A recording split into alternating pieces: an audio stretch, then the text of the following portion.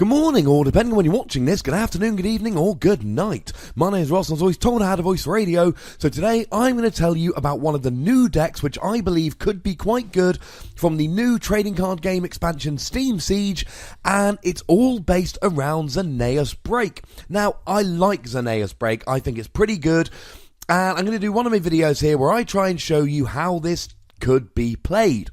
So as it is a break evolution, we have just got one attack or one ability. Here we have got a new attack. It is called Livestream, and it does 20 damage times the amount of energy attached to all of your Pokemon. Not just Xerneas. Now this reminds me of a card like, for instance, the Darkrai EX from Breakpoint. And what's really good about this is you can have 2 energy on Xerneas Break, and then if Xerneas gets KO'd, you lose those 2 energy, or maybe not, we'll see in a moment, but you don't lose all your energy. Whereas if it was something like Yveltal EX, where you pile all the energy on Yveltal to do more damage, when Yveltal gets KO'd, you lose all your energy. Xerneas Breaks only loses 2 energy. This is pretty good. Now, as it's a break evolution, we are going to need a Pokemon to evolve from, and we've got one. Now, there are 2 Xerneas cards around.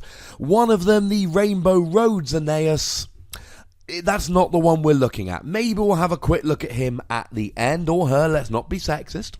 But really, we're looking here at the one which has been reprinted approximately 1 million times.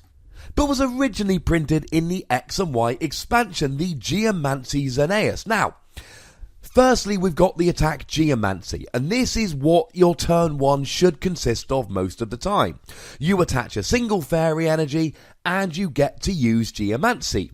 Choose 2 of your bench Pokemon. For each of these Pokemon, search your deck for a fairy energy card and attach it to that Pokemon.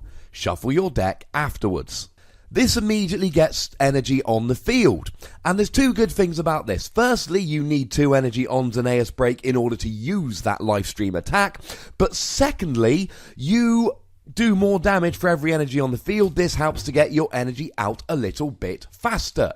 Now, there is another attack here, Rainbow Spear, 100 damage discarded energy. It's fine.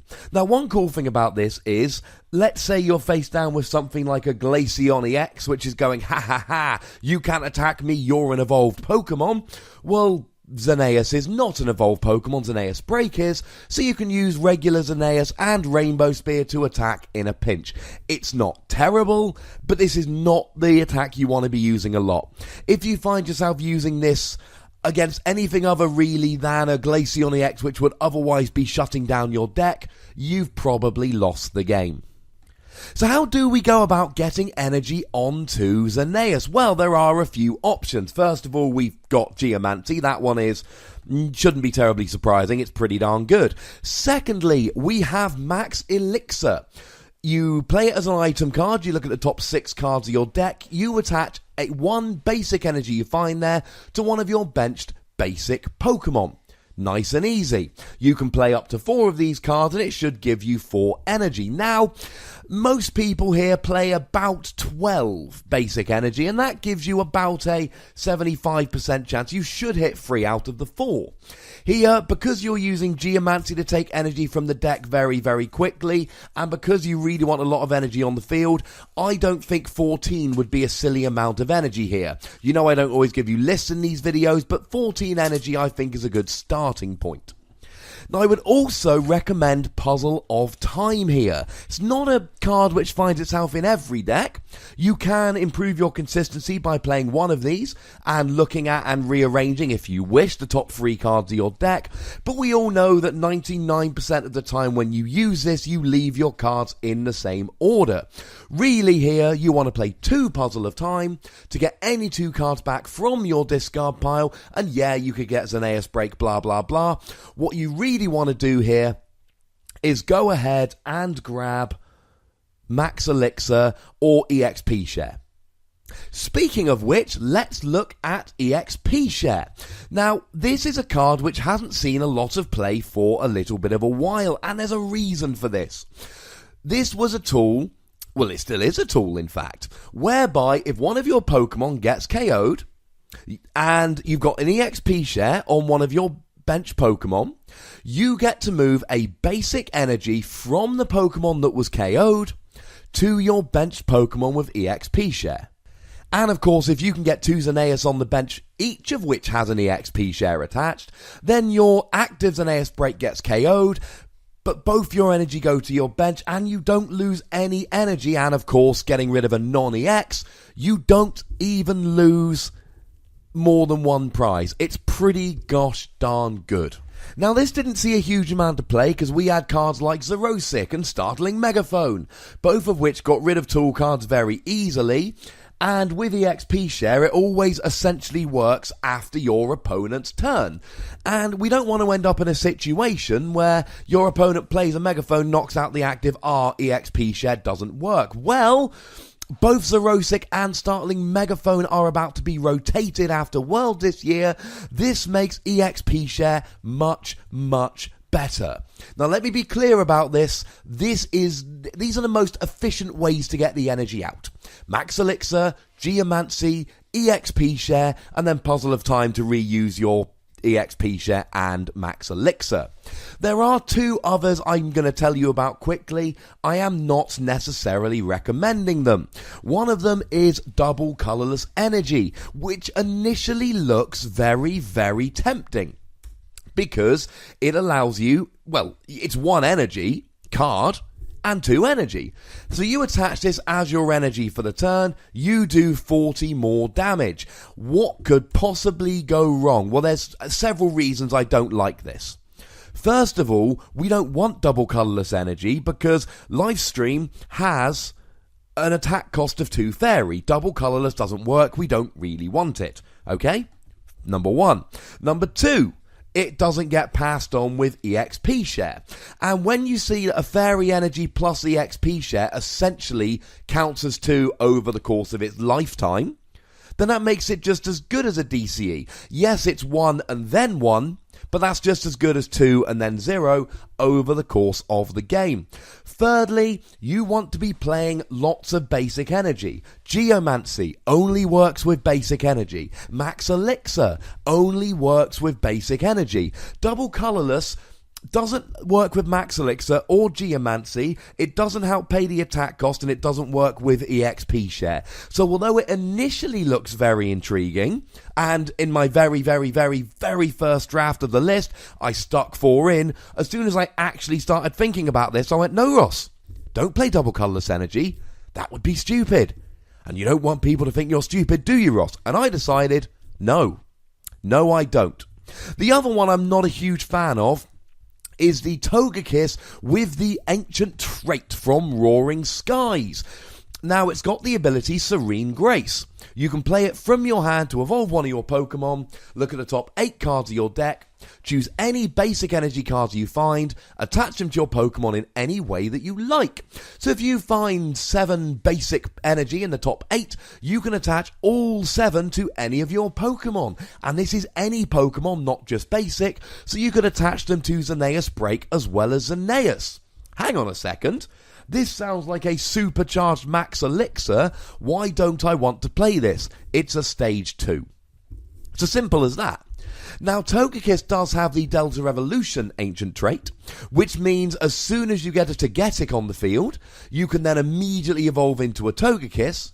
But Togetic does not have this ancient trait, so you've got to leave Togepi down for a turn, then you can go Togetic Togekiss. If you could just evolve all 3 in one go, if they both had Delta Revolution, then I might be on board. It would mean it was kind of like the combination of Vileplume and Forest of Giant Plants. I could get on board. My real problem with Togekiss is you can make Xerneas Break a very streamlined deck. You would be playing a Pokemon line something like, unless you were playing Tex, 4 Xerneas, 3 Xerneas Break, 2 or 3 Shaman, and maybe a couple of Klefki. More on him or her in a moment. As soon as you start adding in a 2-2-2 stage 2 line, it's all getting a little bit clunky, and you're going to have to cut cards like EXP Share, Max Elixir, Puzzle of Time. I don't like it anywhere near as much. It's not as streamlined and consistent. When it works, it will be spectacular. when it works. If you really have to play Togekiss, use Devolution Spray so you can reuse Togekiss the following turn, but I'm not a huge fan. As a quick side note, I forgot to tell you about the Xerneas with Aura Gain, the promo. Don't play it. It's rubbish. Also, it's going to be rotated out after Worlds. But I think the main reason not to play it is the fact that it's rubbish. Also, it'll still totally be legal in Expanded, so, still don't play it. Just don't. Ross has told you not to play it, and occasionally, Ross knows what he's talking about.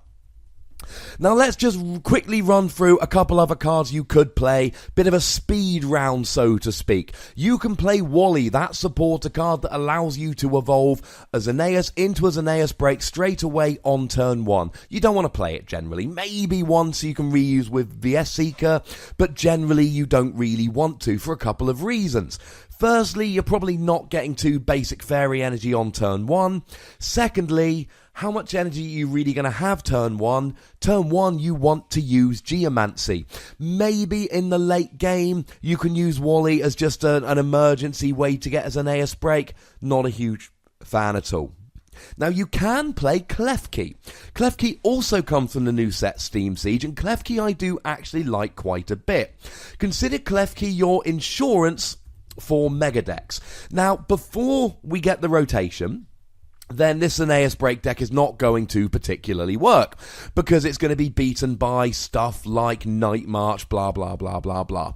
But after rotation, it's pretty good. The thing is that Mega Decks like Rayquaza, Mewtwo, Sceptile, Groudon, etc. are also likely to be good after rotation. That's where Klefki comes in, and the ability Wonderlock. Long story short, you attach Klefki to your Xerneas as if it were a Pokemon tool, and then Mega Pokemon cannot do damage to Xerneas. For anyone wondering if Hex Maniac works on Klefki, here's the ruling. A Hex Maniac that turns off abilities will stop Klefki being attached as a tool. But once Klefki is attached as a tool, Hex Maniac will not stop Klefki doing his thing, because at that point Klefki isn't a Pokemon with an ability. At that stage, Klefki is a tool. Shaman EX, you need Shaman EX to set up. It's too good. Fairy Garden, if you want a stadium, this is probably the best one. Fairy Garden's pretty good. It will essentially give all of your Pokemon free retreat, because, as I've said, you should only be playing Basic Fairy. And here is, again, one more reason to play Basic Fairy. Now, there is an argument here to play Parallel City, so that you can put your bench down to free Pokemon. Why would you want to do that? Because this is a non-EX deck. And what you really want to do here is you want your opponent to knock out 6 Xerneas/Xerneas break in order to win the game. Every Shaman you leave on the field is a Shaman your opponent can KO using something like a Lysander, and that's not something you particularly want to do. So something like a Parallel City to get rid of that, or maybe even a Klefki or 2 that you'd benched just in case. You can play Fairy Drop. Again, this is not hugely recommended, but Fairy Drop is a fun little card which gives nice healing for fairy Pokemon, or indeed any Pokemon that have fairy energy attached to it. Healing 50 damage is pretty good, but it's really not going to be game-changing very often. This is a kind of card which is boss in a pre-release. Haven't said that word for years. I'm owning it. I might try and bring it back. It is boss, ladies and gentlemen. Boss. Unfortunately, it's not in a standard format. You could also play Wonder Energy if you felt so inclined. This is the special energy which is specific for fairy Pokemon. Again, it's a card which could help in specific situations, but I don't think will be useful enough all the time to make it worth it. It prevents all effects of attacks except damage done to a fairy Pokemon to which Wonder Energy is attached. Okay, sounds fair enough. Maybe there's a Froakie trying to use Bubble to paralyze you and Wonder Energy stops it. There will be odd situations where it's useful, but probably not enough. I'll finish with just one card which I think might be useful in this deck, Repeat Ball. Now, generally, obviously, you're going to be using Ultra Ball as your main search card here, but I like Repeat Ball in this deck because as soon as you've set up using Shaman, all you really want is Xerneas and Xerneas break for the rest of the game. Repeat Ball, as long as you've got one on the field, of course, will allow you to do so. The thing is, you should never play Repeat Ball over Ultra Ball, because it will not allow you to get a Shaman if you open with a hand with nothing and a ball. Repeat Ball bad, Ultra Ball, yay, I'm getting a Shaman and drawing some cards. But if you can find space to play one or two in addition to Ultra Ball, well, that's a little bit different. Now, this deck should have a little bit of room in it, because you can get away with 7 of your main Pokemon plus 3 Shaman, couple of Klefki, that's 12 Pokemon. You don't need a huge amount in this deck. Now, you can also use this space to tech for the matchup, and you can play a bunch of techs. Now, what I'm not going to do is tell you everything possible you could play in here. I'm going to give you 2 examples, and I'm going to let you roll with whatever else you want. Let's say you are worried about Rayquaza. Well, you can put in a Zebstrika line. Zebstrika, 1-hit KOs a Rayquaza for 2 energy. If you're playing EXP Share and Max Elixir and Geomancy, the energy are coming out far easier, so getting 2 energy on a Zebstrika shouldn't be the hardest thing ever. If you're worried about Mega Mewtwo, you can play the Mew from Fates Collide, and you can use it to copy the Rainbow Spear from Xerneas, not Xerneas Break, because Xerneas Break is not a basic. And then you can use that. You'd need a Fighting Fury belt on top of it to do 110 double to 220, and you could take advantage of weakness to KO the Mewtwo, and I suppose Mega Alakazam, if anybody's playing that. Now, as a bit of a side note, and this isn't the deck we're talking about, you can play the Rainbow Road Xerneas with all of these new dual-type Pokemon to do lots and lots of damage. If you're playing this, maybe you play 1 or 2 Xerneas Break as an extra little bonus. But this is not a deck which is built around Xerneas Break, so it's not the basis of this video. If you really want a video about the Rainbow Road Xerneas, which will be legal next format after the rotation, and does get better along with these dual-type Pokemon, see my budget decks to play after rotation video, link in the description. If I forget, tell me, I'll put it in there, for a bit more information about that deck. But if you really want a video about it, ask me in the comments. If enough people ask, I'll go ahead and make one. Now, hopefully that explains in a bit of detail all about this lovely Xerneas deck. It is a deck for which I am personally rather excited, and I hope it's pretty good. You can expect to see me, if I can make this even slightly workable, you can expect to see me playing this at a tournament next season. Now, you know the deal, ladies and gentlemen. There's a comment section. Use it. Are there any other cards you think should be played in this deck? Do you have a list for this deck you would like to share? Do you have any questions about this deck? All good things you could put in the comments, or just a hashtag full on fairy, because this is a deck where you should only play fairy energy. I hope I've been clear on that. In fact, other than Shaman, you play a bit of Klefki there, and this is a basically entirely fairy deck. Now, there is also a like button. It would make me very happy if you clicked it. There is a subscribe button. It would make me very happy if you clicked it. If you have already clicked it and you're thinking, Ross, I want to click that button, but I've already clicked the button, clicking it again would actually make me unsubscribe. That's not what you're talking about. You're right, it's not what I'm talking about. But you can get a friend subscribe on your behalf, and that will make me equally as happy. And of course, by far the most important thing, look after yourselves until next time. Thank you very much for watching. My name's Ross, and you've been watching PTCG Radio.